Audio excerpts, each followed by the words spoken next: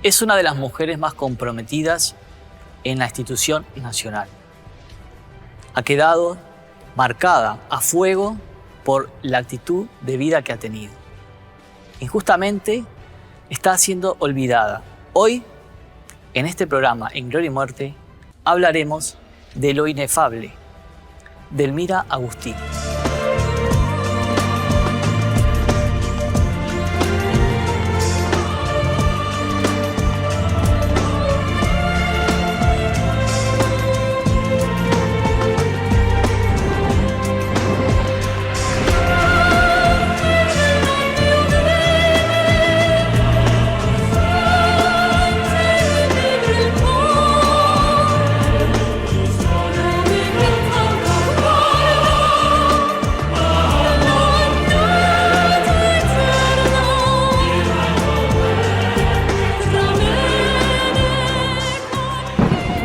Bienvenidos a un nuevo ciclo 2025 de Gloria y Muerte. Nos encontramos aquí en la Sala de los Constituyentes en el Cabildo de Montevideo. Quiero agradecer profundamente a la subdirectora Rosana Carrete por la amabilidad de prestarnos este lugar tan emblemático e histórico del Uruguay para filmar este programa. Me encuentro con un académico con una trayectoria de 50 años de profesión como docente de historia. Ha hecho increíbles aportes a la cultura nacional y vino desde Buenos Aires expresamente para nuestro programa. Con ustedes, el académico historiador Bolívar Baliñas.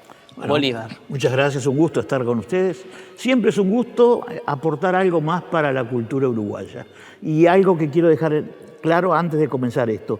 Tú has sido siempre esa persona que ha aportado y se ha dedicado a que la cultura no sea olvidada, sino que aportemos y la vayamos ayornando la cultura, que los personajes vuelvan a vivir, que es en el caso de hoy uno de ellos. Es como tu emblema, en realidad, tu forma de estudiar la historia es para que no se pierda, ir tras la verdad. Esa es una parte en la que historia se te justamente destaca. hay un error que se viene acarreando de hace muchos años.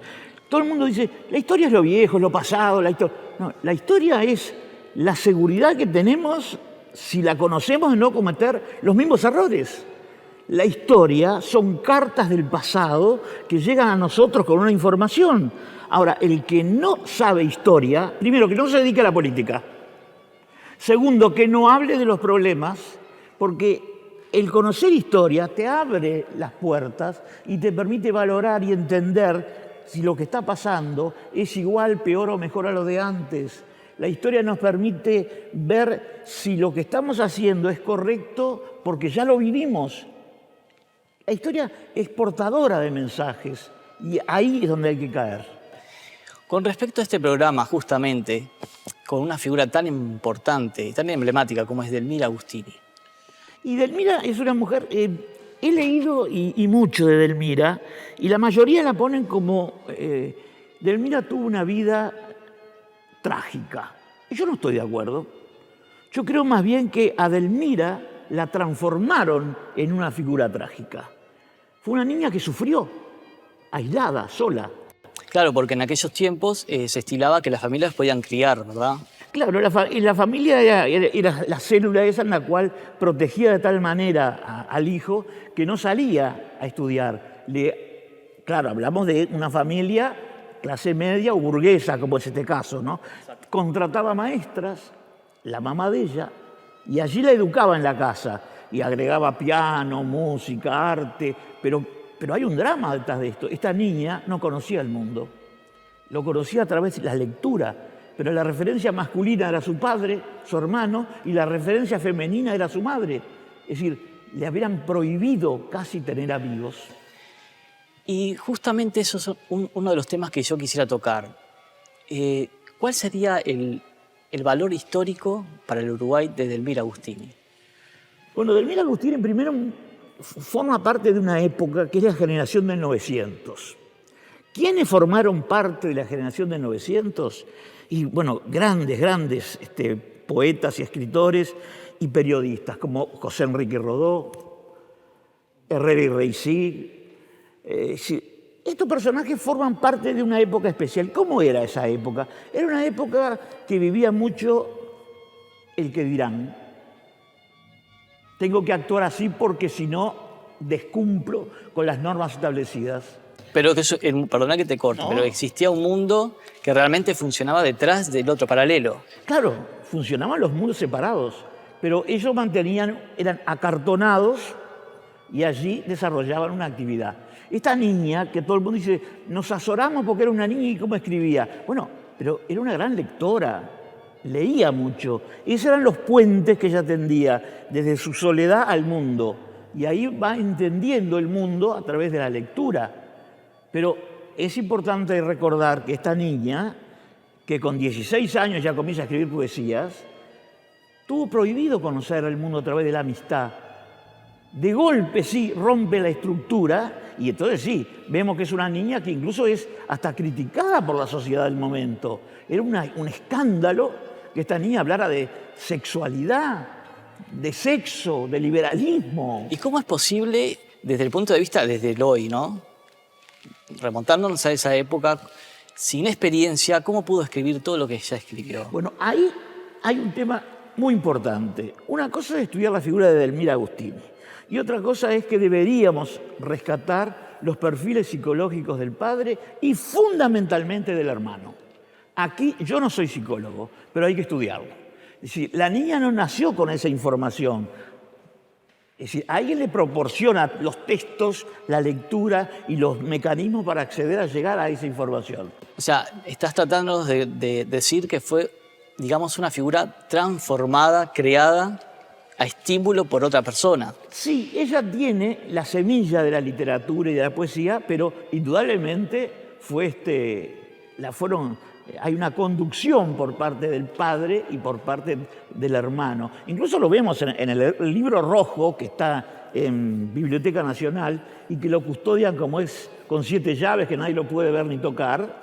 Yo he querido ir muchas veces y en el periodo anterior, y jamás pude, parecería como que estaba velado a uno aquello. Bueno, en ese libro los versos de ella no tienen nombre, a excepción de alguno que está escrito a puño y letra del hermano, no de ella. Hasta dónde el hermano tuvo una influencia vital en este personaje. ¿Qué sabemos del hermano de Edelmira? Bueno, es una figura que es misteriosa. Él no está, pero está al principio. Claro. Pero antes de hablar del personaje del hermano, yo creo que hay que, para que el público entienda esto, cómo es la familia de ella, cómo está compuesta y cuáles son los orígenes de esta familia. Ella es una niña que tiene una ascendencia francesa y alemana, indudablemente. La madre es una mujer rígida, como los alemanes, seca, vigiladora, tuteladora, muy celosa de su hija. En cambio, su padre, el esposo de ella, es decir, el padre de Edelmira, era una persona comerciante, abierto, que había heredado de su padre todas las técnicas del comercio. Ojo al gol, que acá tenemos que hacer un pequeño análisis que la gente lo desconoce. Cuando leemos las memorias, los libros y los textos de Edelmira, dice que la familia de Edelmira Agustini tiene una descendencia de la piratería. Y lo dicen así. Y no es correcto esto. No era que fuera descendiente de piratas el abuelo, no. Era corso o corsario. Hay una diferencia básica. El pirata es ilegal. El corsario es alguien que contrata a un Estado para que destruya barcos y se quede con las ganancias. Ese era el abuelo de Edelmira. ¿Por qué se desdibujó tanto? Y bueno, ahora los llegamos a eso. Y tal es así que en 1805, en la batalla de Trafalgar, el abuelo de Edelmira interviene. ¿Qué fue la batalla de Trafalgar? Fue quizá el más cruento e importante enfrentamiento marítimo que hubo. Se enfrentan Francia y España contra Inglaterra. Triunfa Inglaterra. Y ahí es cuando el abuelo se viene al Río de la Plata. O sea que, como tú bien dices, trae una historia bien detrás profunda. profunda, para que vean que el hogar de una niña hereda cosas que habitualmente no heredaba otro, ¿no? El padre hereda toda la parte comercial del abuelo, que era este corsario, no pirata, aclaremos, corsario. Y al corsario se le daba lo que se llamaba un permiso de corso, un permiso para atacar naves extranjeras en aguas internacionales. Y con eso se quedaban con el dinero, con las riquezas. Así que el dinero tiene un origen, sí, un poco non santo, diríamos, hoy por hoy. Desde ahí, partiendo de esa base, es la estructura donde ella vive económicamente, Sí. donde se forja. O sea, ahí encontramos una escala de valores distinta al resto. Claro, ¿no? el padre de ella, por ejemplo, que heredó toda la parte comercial de su abuelo, del abuelo de ella, era un gran comerciante. Pero ¿cómo lo conocía la gente en Montevideo? Como usurero. Exacto, es en todos lados lo buscamos y Era un aparece gran así. usurero. No estoy haciendo una crítica de él, era de lo que él vivía. Entonces, en ese mundo se mueve ella, y no digo que sea correcto o incorrecto, porque hay que estar en el momento, en la época, y los análisis tenemos que hacerlos sin apasionamiento, sin ideas preconcebidas, para sacar la verdad del hecho histórico. Pero esa es una realidad. Era considerado un usurero y bueno, esta niña está en ese hogar.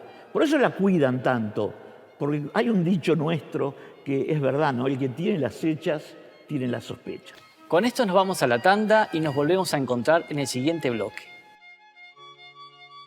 Licenciada Alba Moliterni Ferreira. Contrata la mejor especialista en Derecho Comercial e Internacional Privado.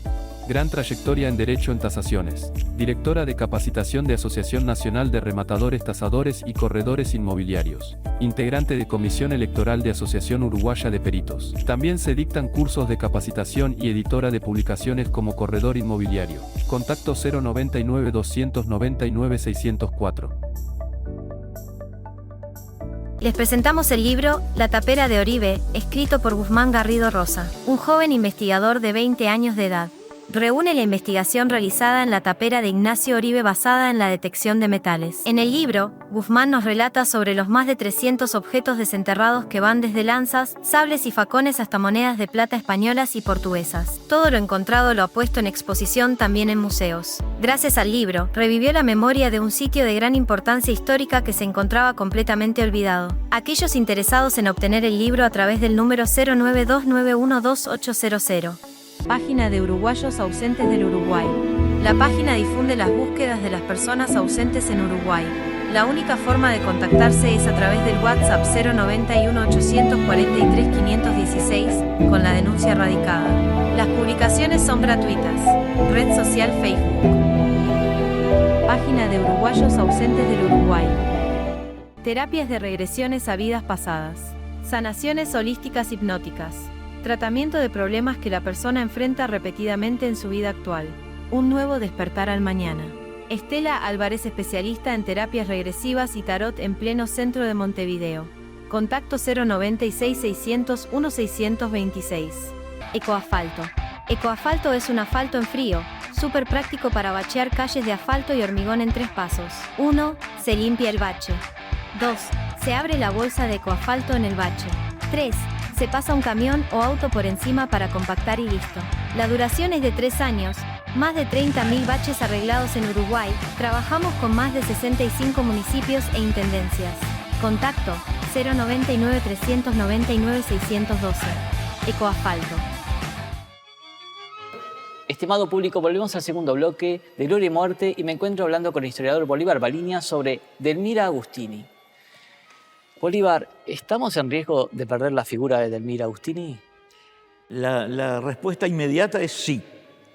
Y junto con ella, otros grandes personajes. Esto es inevitable y lo vemos. El caso de José Enrique Rodó es uno de ellos. Y hablábamos fuera de grabación que si hacemos una encuesta, los jóvenes desconocen a los personajes. Pero no es problema de los jóvenes. Es que no han sido puestos estos personajes dentro de los programas para ser estudiados y valorados. Entonces, estamos a tiempo, pero los estamos perdiendo. Y el caso de Delmira es uno de ellos.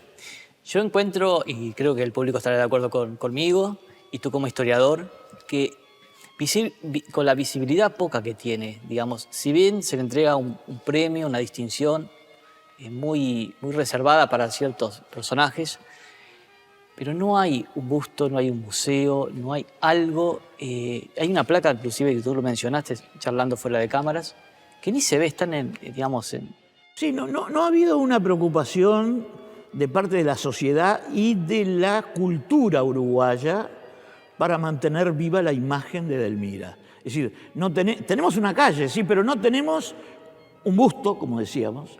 No la vimos incorporada en nuestras monedas, en nuestros billetes. ¿Qué sería eso? ¿No será que ella habrá sido y sigue siendo cuestionada por haber sido lo que fue? Bueno, acá vamos a tocar un tema que es muy irritante. Es el siguiente. Edelmira fue un personaje que no fue bien mirada por la Iglesia Católica. Es decir, la Iglesia siempre ha tenido, y más en esa época que eran los vaivenes muy complicados, nunca fue bien mirado, ¿no? Por esa manera de pensar que tenía ella, que hoy es común, sería normal. Y ha sido tratada de olvidarla, de correrla. Por otro lado, tenemos aspectos políticos. No olvidemos que en la época el vallismo tuvo una fuerza impresionante.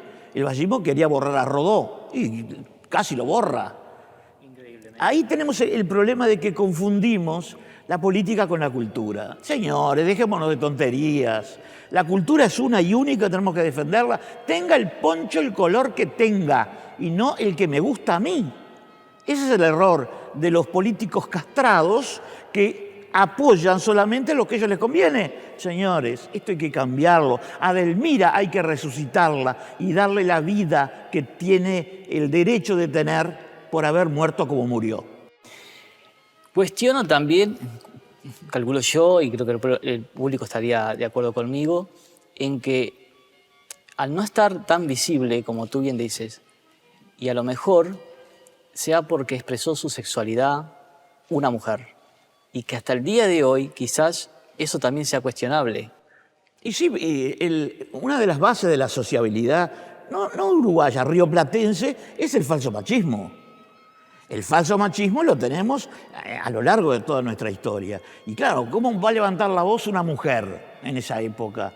No era bien visto, pero sí era bien visto por las mujeres. Entonces ahí comienza a florecer esta figura que debíamos rescatarla del silencio y del pasado y traerla y ayornarla hoy en el presente, para tomar de ella lo que nos dejó, que fue brillante.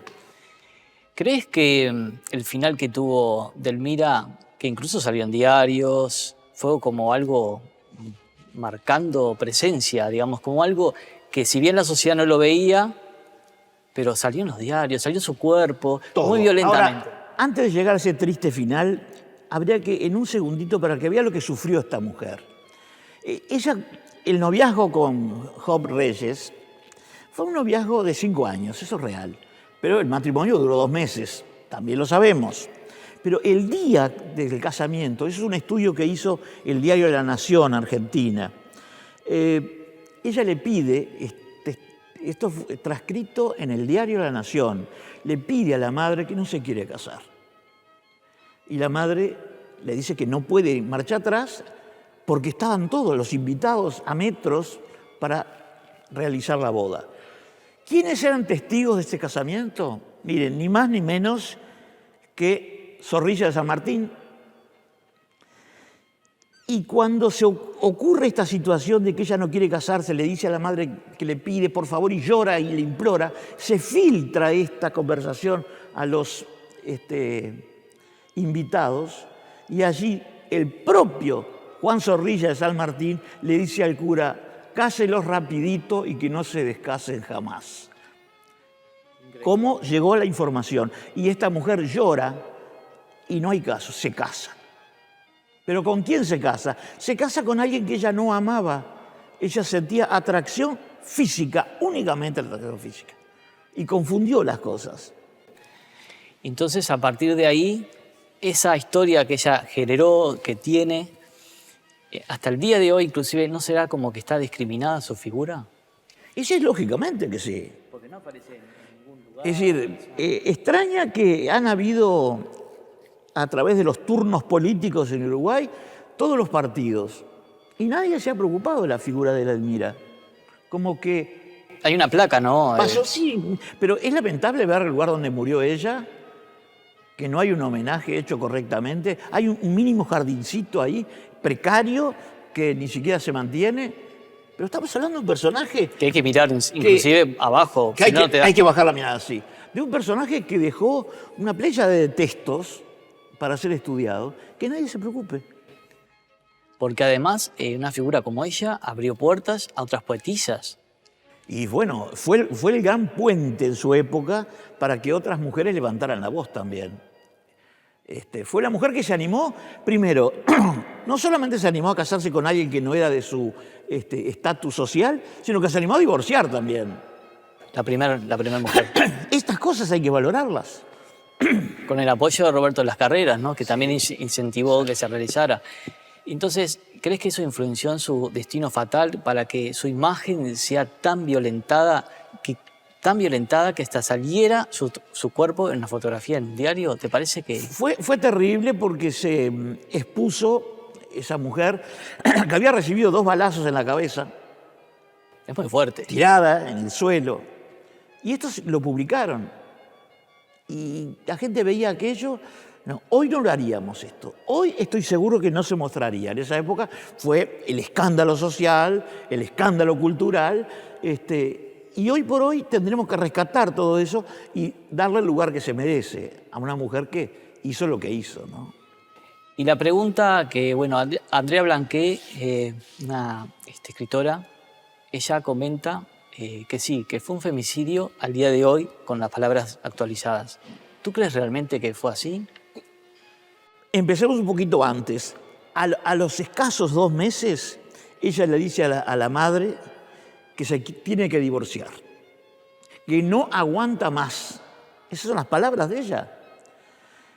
Y cuando se divorcian, acá comienza un capítulo nuevo de la vida de ella. Transforma a su ex esposo en amante.